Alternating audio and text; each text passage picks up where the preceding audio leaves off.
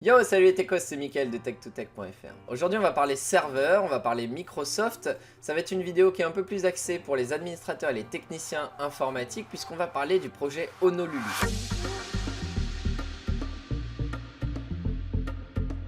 Si vous suivez mon blog, vous avez peut-être déjà entendu parler d'Honolulu. Honolulu, c'est quoi? C'est un projet de Microsoft qui vise à remplacer un bon nombre de consoles MMC qu'on utilise pour gérer nos serveurs au quotidien. L'idée, c'est de pouvoir simplifier la gestion de vos serveurs, d'avoir tous les outils dans une seule et même interface et de gérer votre infrastructure, qu'elle soit hyper convergée ou non, à l'aide d'une seule et même interface web.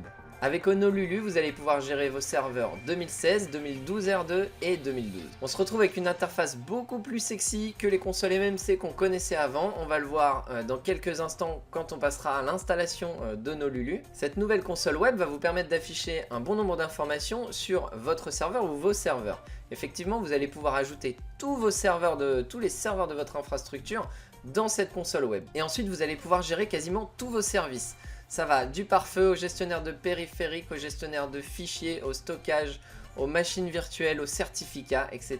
etc. Alors comment fonctionne Honolulu? C'est très simple puisqu'il est agentless, il n'y a pas besoin d'agent. La connexion se fait par WMI sur WinRM ou par Remote PowerShell. Et donc je le disais en début de vidéo, cet outil est capable de gérer Windows Server 2012, 2012, R2 et 2016.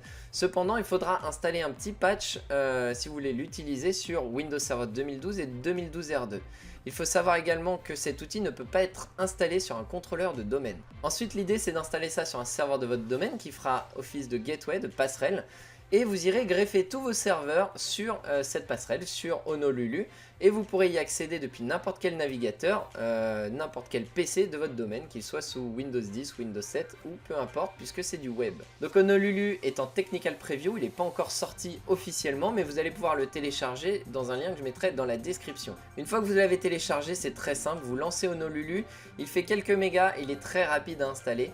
En l'espace d'une minute, vous avez téléchargé, installé et configuré Honolulu. Donc là, on va accepter le License Agreement. Hop, suivant.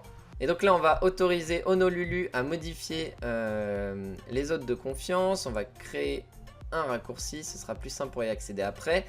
Personnellement, je vais laisser le 443 parce que je ne l'utilise pas, mais si vous avez un serveur sur lequel vous utilisez déjà le port 443, vous pouvez le modifier. On va lancer l'install. Et vous verrez que dans quelques secondes, Honolulu sera prêt à être utilisé. Si vous êtes sur 2012 ou 2012 R2, je vous mettrai dans le lien, dans la description, un lien qui vous permettra d'installer le petit patch avant, qui vous permettra de faire fonctionner Honolulu correctement.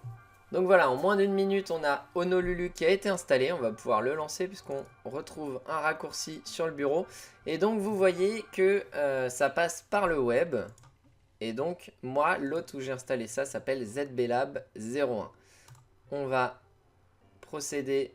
Hop, j'ai pas de certificat sur ce serveur, donc c'est pour ça que j'avais ce message d'erreur.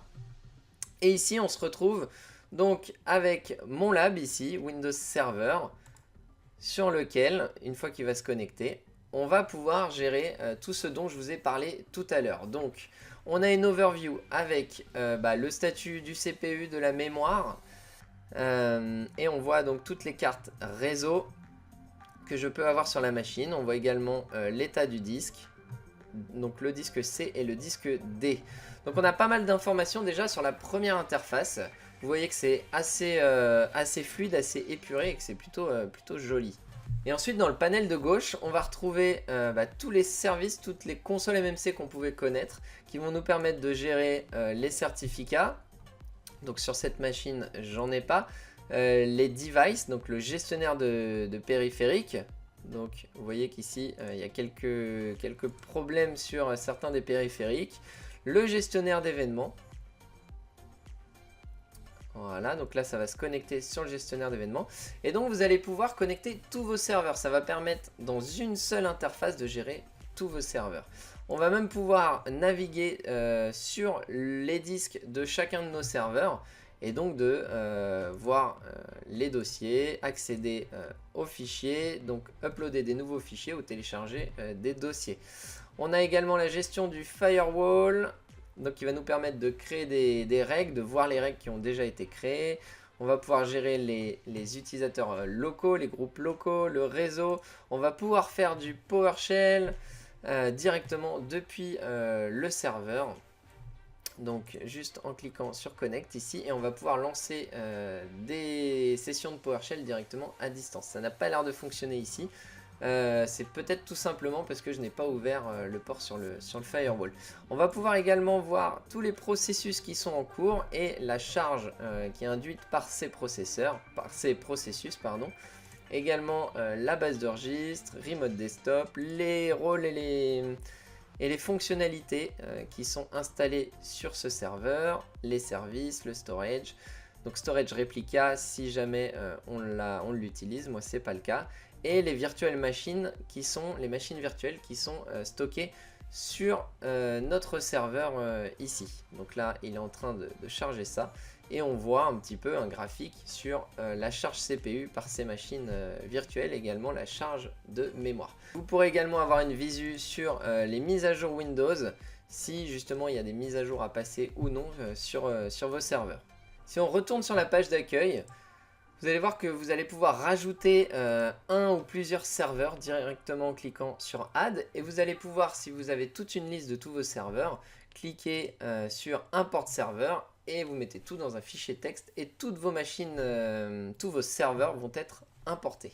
Donc j'ai pas de date de sortie pour ce futur Server Manager. Ce qui est sûr, c'est qu'on est tous très pressés de pouvoir utiliser définitivement cette console puisque elle apporte énormément de choses. Finalement ça évite d'avoir à utiliser toutes ces consoles MMC en pagaille. Donc c'est franchement une très bonne nouvelle. Malgré qu'ils aient mis plusieurs années à nous sortir quelque chose comme ça. Donc j'espère que cette vidéo vous a plu, même si elle est très axée administrateur système, mais en même temps c'est mon boulot, donc c'est normal. Donc comme d'habitude, si la vidéo vous a plu, n'hésitez pas à la partager, à la liker, à commenter et à vous abonner si ce n'est pas encore fait. Je vous dis à très bientôt dans de prochaines vidéos. Ciao ciao.